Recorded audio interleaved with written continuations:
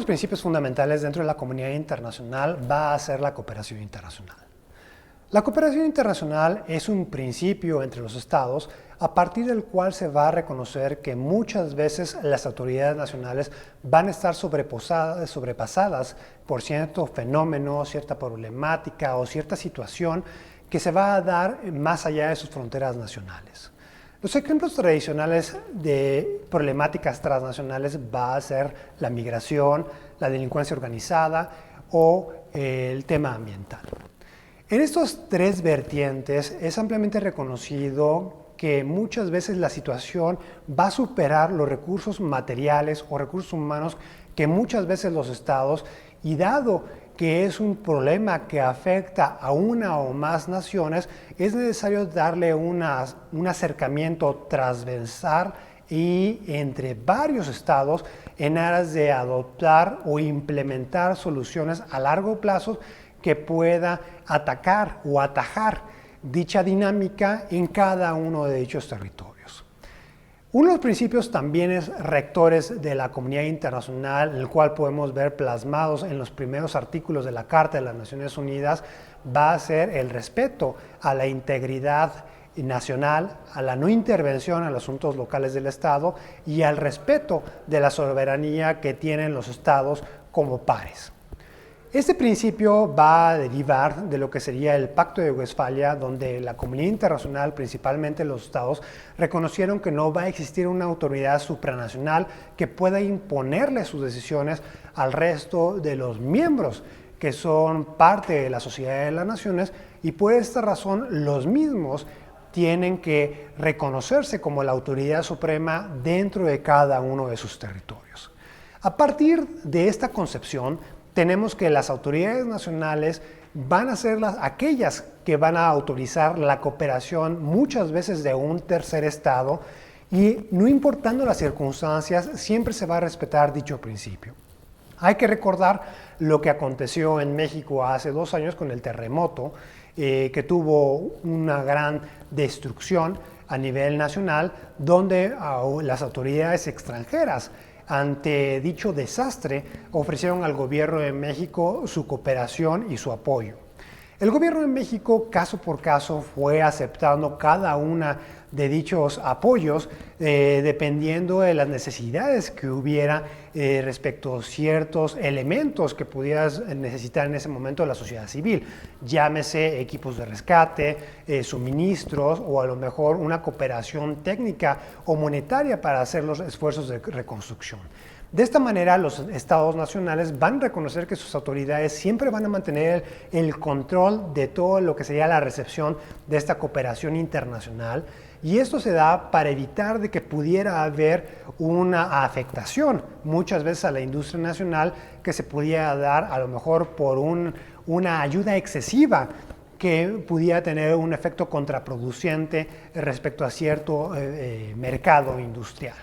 Un ejemplo el cual pudimos darnos cuenta que muchas veces a lo mejor la cooperación internacional viene disfrazada o se disfraza una supuesta intervención de un estado con cooperación internacional, lo pudimos ver en el estado de Jamaica, donde hace unas décadas hubo una gran ayuda donde se le regaló lo que sería leche en polvo, lo que técnicamente al haber un exceso de leche en polvo gratuita para la población de Jamaica, pues estuvo que técnicamente se le dio al traste y se destruyó la industria nacional de producción de leche. Asimismo, ha habido otros ejemplos donde después de desastres naturales como tsunamis, muchas veces algunos estados o algunas sociedades o organizaciones de la sociedad civil llegan a condicionar el apoyo a dicho estado a que promueva ciertos aspectos de política pública que los modifique o que permita a lo mejor campañas de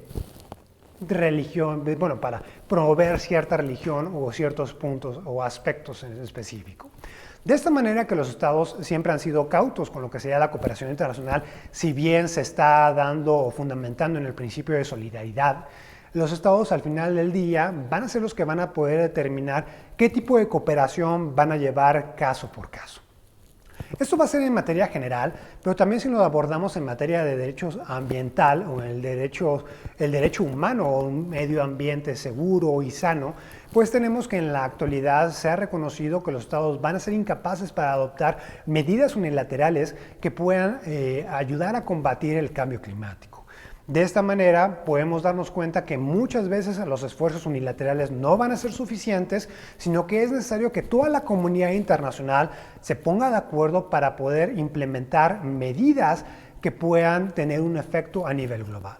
Esto también se tiene en lo que sería la compartición de recursos transfronterizos, en los que también va a entrar los que serían las especies migratorias, en las cuales en lo que serían peces, aves, donde los estados reconocen que es necesario protegerlas en los territorios donde dichas aves o dichos peces estén transitando. Porque si en uno de los estados está habiendo una afectación, pues forzosamente el otro estado, aunque implemente medidas muy proteccionistas o a favor del medio ambiente, pues difícilmente va a tener un impacto real en lo que sería la especie natural que se busca proteger.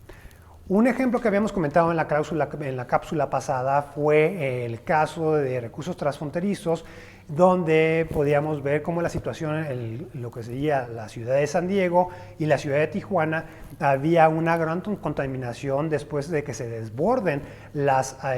aguas negras en Tijuana, cuando después de que hay una temporada de grandes lluvias, pues muchas veces el alcantarillado pues no es suficiente para recopilar toda la tanta cantidad de agua que se recibe y muchas veces termina desbordándose las aguas negras, afectando las costas de San Diego. En ese tipo de casos es necesario que haya una cooperación conjunta, a lo mejor una cooperación norte-sur, donde haya un reconocimiento de la necesidad de abordar de manera solidaria en el territorio de ambos estados para tratar de solucionar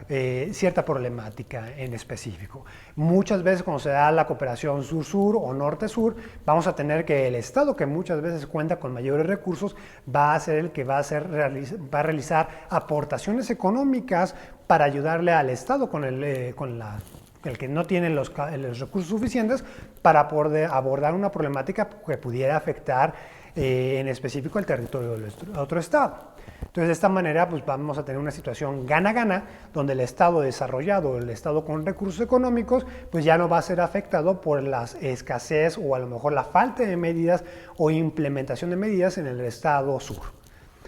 Otro tipo de ejemplos que podemos ver el día de hoy es en materia penal entre Estados Unidos y México, donde durante los últimos meses e históricamente se ha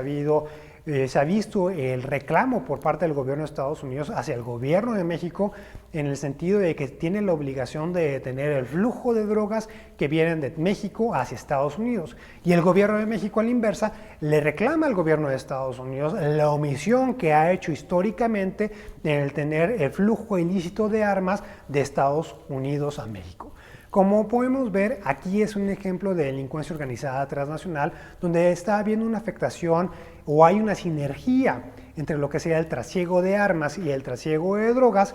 y está afectando o está impactando al territorio de los dos estados.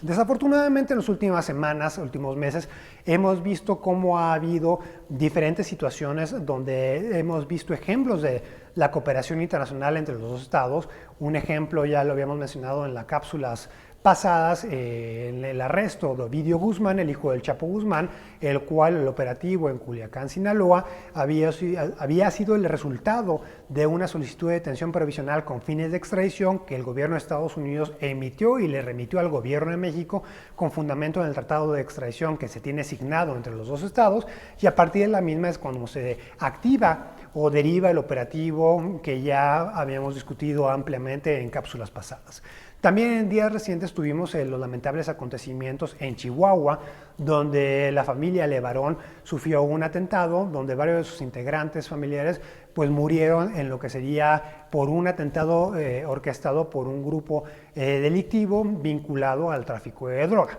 Aquí en los días posteriores, debido a que las víctimas de este incidente eran nacionales estadounidenses, hubo un interés por parte del gobierno de Estados Unidos, así como un reclamo en el cual ellos, al tener también una competencia concurrente con el gobierno de México, al haber sido sus nacionales víctimas de este ilícito y por ende tener una jurisdicción bajo el principio de personalidad pasiva en este asunto por haber sido sus nacionales víctimas de un ilícito en un territorio extranjero, pues había una concurrencia de jurisdicción con el gobierno de México que tenía la jurisdicción territorial sobre el hecho ilícito al haberse cometido el ilícito en territorio nacional.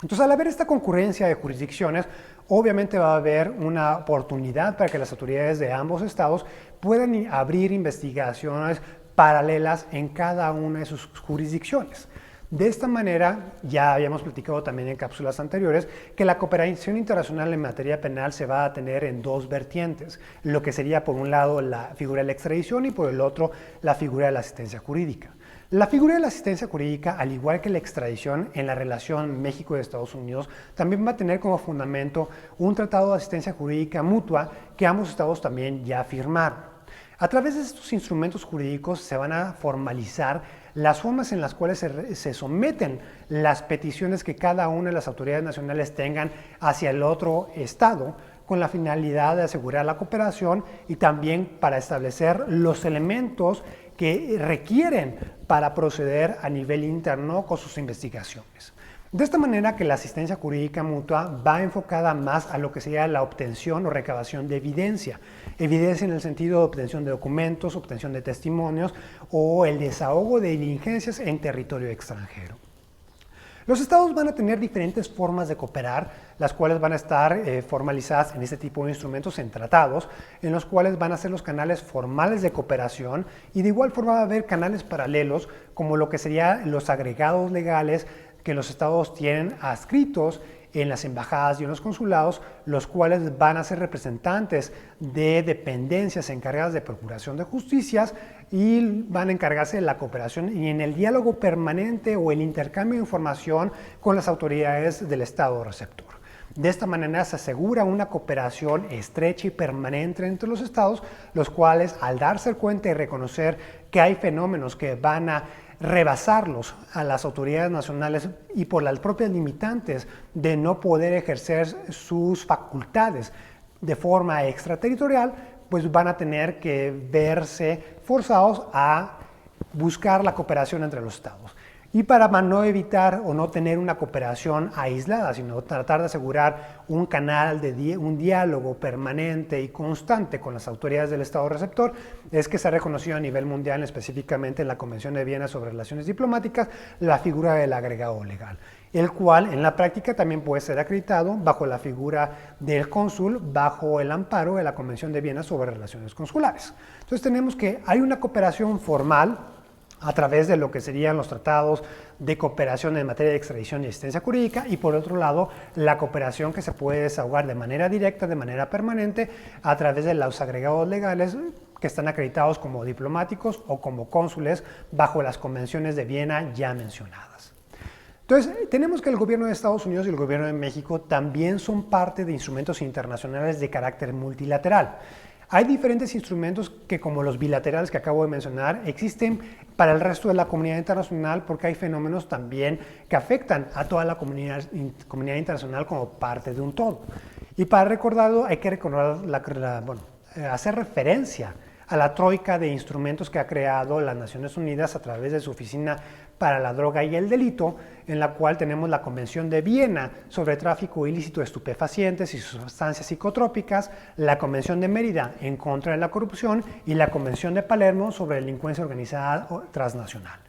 Cada uno de esos instrumentos va a tener un artículo el cual va a fungir como un mini tratado de asistencia jurídica mutua y otro artículo sobre un mini tratado de extradición, donde los estados que no tengan un tratado bilateral ya firmado con un estado donde quieran realizar este tipo de cooperación, si ese tercer estado también es parte de alguno de esos instrumentos de carácter multilateral, van a poder utilizar dicho instrumento para poder formular una petición de asistencia jurídica mutua o una solicitud de extradición para capturar a un fugitivo.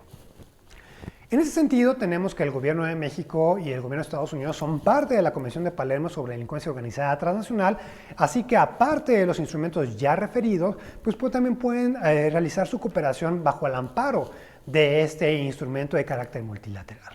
En el sentido de que regresábamos al caso que estábamos comentando, el incidente en Chihuahua, pues tenemos que también fue discutido ampliamente en los últimos días sobre si el gobierno de México aceptaría o solicitaría la cooperación por parte del gobierno de Estados Unidos para realizar las indagatorias y las investigaciones correspondientes para poder averiguar quiénes son los responsables del asesinato de las personas que fallecieron en Chihuahua. Entonces, el gobierno de México, y también es muy importante señalar que casi el 90% de la cooperación que tiene a nivel internacional es con los Estados Unidos. Esta cooperación obviamente obedece por la ubicación geográfica que tiene el gobierno, que tiene el Estado mexicano al lado de Estados Unidos, y de igual forma por el gran flujo comercial que existe entre los dos países. Aquí es muy importante citar uno de los estudios que ha hecho las Naciones Unidas, donde ha establecido una correlación entre comercio y delincuencia organizada, lo cual deriva a concluir en que entre mayor comercio va a haber mayor delincuencia entre los estados, porque los delincuentes van a tratar de aprovechar el que hay un gran flujo comercial para también hacer un trasiego ilícito o ilegal de armas, dinero o de estupefacientes. Entonces, como el gobierno de México, y en México en sí mismo es el principal socio comercial al día de hoy con Estados Unidos, pues imaginarán también la cantidad de oportunidades para la delincuencia organizada que pudiera haber para aprovecharse esta relación comercial que ambos estados tienen. De esta manera, pues tenemos que, así como hay un gran comercio entre Estados Unidos y México, hay una gran cooperación internacional entre ambos estados, la cual se vive a día de manera permanente entre las autoridades de los dos países. Entonces, cuando se empezó a discutir en los últimos días si era conveniente o no la participación de agencias estadounidenses de procuración de justicia, en este caso del FBI, pues tenemos que hay un gran bagaje y también una participación y una colaboración histórica entre las instituciones de los dos países, las cuales podemos ver consagradas o ya formalizadas institucionalmente en los tratados que hemos hecho referencia. Entonces, no es de extrañarse que haya una cooperación entre los estados, especialmente cuando el estado estadounidense tiene un interés porque sus nacionales fueron afectados o ultimados en este incidente en Chihuahua. Entonces, cuando los nacionales de un país se ven afectados, pues el Estado en sí mismo va a tener un interés legítimo para poder darle seguimiento a las investigaciones que están haciendo las autoridades nacionales o inclusive realizar sus investigaciones propias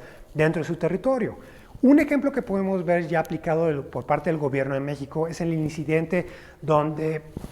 más de una decena de mexicanos fallecieron en Egipto por un bombardeo al convoy donde estaban viajando porque estaban realizando un viaje de turismo. Entonces, sí tenemos que, aparte de la investigación que empezaron a realizar las autoridades egipcias para poder determinar quiénes fueron los responsables del asesinato de los mexicanos, que al final del día se descubrió que fue un operativo militar por parte del gobierno egipcio, el cual, en teoría, al confundirlos con grupos terroristas, pues los atacaron. Pues el gobierno de México, la Fiscalía General de la República, en paralelo inició una carpeta de investigación sobre los mismos acontecimientos.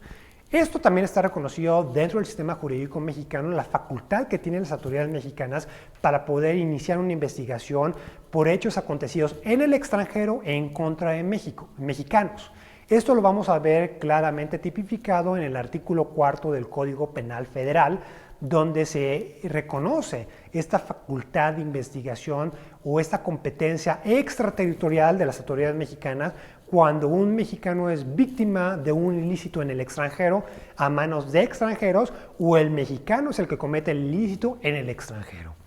Esto, pues como les había comentado en un principio, pues porque el Estado va a tener el principio jurisdiccional de personalidad porque hay esa conexión de nacionalidad con la persona que comete el ilícito o que fue víctima del ilícito. Entonces, de esta manera podemos ejemplificar y entender por qué el gobierno de Estados Unidos está tan interesado en este asunto en particular, porque todas las personas que fueron victimadas fueron sus nacionales. Entonces, en los últimos días, como ya habíamos mencionado, empezó a haber la discusión sobre si se permitía o no la cooperación por parte de la agencia estadounidense del FBI y tenemos que, bueno, es importante reconocer que los canales de cooperación van a permitir esta coadyuvancia entre las autoridades extranjeras y las autoridades nacionales para poder abatir o poder investigar realmente lo que aconteció en un ilícito. Un poco más clara queda esta figura de colaboración o investigaciones conjuntas reconocida en la Convención de Palermo, que es la que recopila lo que serían las técnicas o las herramientas de investigación más actualizadas y que pudieran atajar de una mejor manera lo que sería la delincuencia organizada transnacional. En esta convención ya se reconoce lo que sea investigaciones conjuntas, operativos conjuntos, y también se codifica las formas tradicionales de cooperación, como sería la asistencia jurídica mutua, donde simplemente se le pudiera remitir una petición de asistencia a una autoridad, una tercera autoridad, una autoridad extranjera, para que ella diligencie a lo mejor un interrogatorio y que una vez que se recabe la evidencia se la remitan a las autoridades requirientes del tercer estado. En este caso, la cooperación entre el Estado mexicano y las autoridades del FBI pues no es algo ajeno, ya ha acontecido en el pasado, y bueno, esta puede ir simplemente a lo que sería el pedir que las autoridades mexicanas diligencien cierta petición en específico, o puede haber un acompañamiento por parte de las autoridades estadounidenses que vengan aquí a asesorar a las autoridades mexicanas, a coadyuvar o simplemente a observar cómo se lleva a cabo el procedimiento. Y eso es ampliamente reconocido, es un procedimiento común y habitual entre todos los estados a nivel mundial. Hay que recordar también cómo en los acontecimientos donde hubo el tiroteo en el Walmart en El Paso, Texas, el gobierno de México también realizó un acompañamiento y al día de hoy sigue realizando un acompañamiento a las autoridades de El Paso y a las autoridades federales estadounidenses respecto a la investigación donde varios mexicanos resultaron heridos y perdieron la vida. Entonces hay una coadyuvancia también dentro de lo que sean las autoridades mexicanas en Estados Unidos para lo que sea la recopilación o el recabamiento de evidencia y también un seguimiento puntual para que las autoridades extranjeras cumplan con su obligación de la procuración de justicia, ¿no? El derecho de las víctimas a la impartición de justicia. Entonces, es un derecho humano la impartición de justicia y como los derechos humanos van a ser una obligación erga omnes, eso significa que todos los estados van a tener un interés de que se les respete los derechos humanos a todas las personas. Pero cuando estamos hablando que hay una afectación directa a uno de los nacionales de un estado, pues el estado de origen de ese nacional es el principal o el más interesado de verificar que el tercer estado o el estado extranjero cumpla o investigue y sancione las conductas ilícitas cometidas en contra de su nacional. Como vemos, la cooperación internacional en materia penal es uno de los temas más afianzados a nivel mundial y esto va a partir de la propia división o el esquema en el cual se rige el sistema internacional. Como los estados van a ser soberanos y no van a poder ninguna otra autoridad ejercer su autoridad en el territorio de un tercer estado, pues los estados van a cooperar entre sí mismos para poder sancionar los ilícitos que se cometen en contra de los intereses de un tercer estado o en contra de sus nacionales. Esto, más allá de lo que sería la buena vecindad o la cooperación o el principio de solidaridad a nivel mundial, también va a responder a un interés particular del estado, donde se lastimó los derechos del extranjero o del tercer estado. Porque ese estado va a investigar dichos ilícitos también para que en un futuro, cuando uno de sus nacionales sufra el mismo daño en el tercer estado, pues tenga la capacidad de exigir a las autoridades de ese tercer estado el que se investigue y se sancione a aquella persona que lastimó los derechos de su nacional. Entonces, como podemos ver, es un caso en el cual también va a operar el principio de reciprocidad. Entonces, para aquellos estados donde no exista un tratado de cooperación internacional, el principio de reciprocidad va a ser el fundamento legal con el cual se puede aceptar o se puede solicitar la cooperación de un par o de otro ente soberano. Aquí es muy importante reconocer que bajo el principio de soberanía, bajo la facultad soberana que tienen los estados no necesariamente van a tener que necesitar un fundamento legal para permitir que las autoridades de un tercer estado vengan a asistirlos o que ellos puedan pedirle la asistencia a un tercer estado, sino que los estados, bajo el principio de buena fe, van a poder realizar ese tipo de actividades y de igual forma, bajo la potestad soberana, van a poder invitar lo que sería a una autoridad extranjera a que brinde el asesoramiento o que haga una observación respecto a las investigaciones que están realizando las autoridades nacionales cuando hay una afectación o un interés legítimo extranjero para poder darle el seguimiento puntual a una investigación como la que estamos hablando en el caso de Chihuahua. Como podemos ver y retomando lo que habíamos comentado en cápsulas pasadas, la mayoría de la comunidad internacional, por los esfuerzos de globalización y por este tipo de poblaciones transfronterizas, binacionales y de integración que se vive en la región de América del Norte, pues ese tipo de problemáticas o incidentes son comunes cuando hay una concurrencia de multiplicidad de jurisdicciones, pues porque tenemos varios intereses de estados extranjeros conviviendo día a día a nivel nacional en todas partes del mundo. ¿no? El ejemplo más representativo es un incidente que pudiera acontecer en cualquier aeropuerto de cualquier parte del mundo, pues tenemos que hay varios extranjeros ya ubicados en ese aeropuerto, tenemos que hay diferentes aeroplanos, aeronaves, las cuales están matriculadas en diferentes estados, en los cuales ahí vamos a tener una multiplicidad de jurisdicciones, ¿no? El estado de territorialidad, el estado de nacionalidad, el estado donde se matriculó el avión, si un crimen es cometido por un nacional de un país X y la víctima es de un país de Y. Entonces, como pueden ver, esta constante, esta concurrencia de jurisdicciones en un mundo tan globalizado es muy común. Entonces, no es de extrañarnos que este tipo de cooperación internacional entre los estados acontezca. Entonces, bueno, al final del día, la política criminal que esta cooperación internacional persigue es dar un claro mensaje a la delincuencia organizada que sus conductas ilícitas no van a quedarse sin sanción. Y técnicamente va a haber una complementariedad entre las jurisdicciones entre los estados, las cuales, dependiendo de la gravedad del crimen que se cometa y la clasificación que éste pueda tener, pues va a haber mayor intervención o injerencia de la comunidad internacional. No va a ser lo mismo una delincuencia o un delito meramente de carácter nacional, donde solamente las autoridades nacionales van a intervenir, un delito donde tenga un aspecto de extranjería o que la evidencia se encuentre en el extranjero, porque ahí ya vamos a tener la intervención de los instrumentos de cooperación internacional en materia penal, un delito transnacional donde va a haber una concurrencia de jurisdicciones, la investigación por autoridades del Estado extranjero y del Estado de donde se comete el ilícito, o un delito internacional, donde inclusive tribunales internacionales pueden intervenir, el Consejo de Seguridad, el principio de jurisdicción universal, donde la mayoría de los estados de la comunidad internacional van a tener un interés respecto a la persecución de dicho ilícito, como en el caso de la piratería, el caso de genocidio, crímenes de lesa humanidad. Como ustedes pueden ver, pues todo esto va encaminado a la política criminal de no permitir que acontezcan estos ilícitos y en caso de que acontezcan, pues no permitir que los delincuentes se escondan de lo que detrás de las fronteras nacionales o argumentando que están en un tercer estado. La cooperación internacional es uno de los pilares fundamentales de la comunidad internacional. Es algo bienvenido por parte de los estados. En el caso de la Unión Europea vemos el grado máximo de cooperación con instituciones como Eurojust o la ficha roja en el caso de Interpol, y en el caso de la Unión Europea la Euroorden, donde los estados ya técnicamente han sobrepasado la etapa de cooperación, sino que ya están en un plano de reconocimiento mutuo, en el cual automáticamente ejecutan ese tipo de órdenes de aprehensión por parte de las autoridades nacionales, pero el resto de la comunidad internacional se está buscando generar un entrelazado de instrumentos internacionales que les permitan a los estados cooperar fácilmente y no puedan quedar refugios a nivel mundial donde los delincuentes se puedan esconder.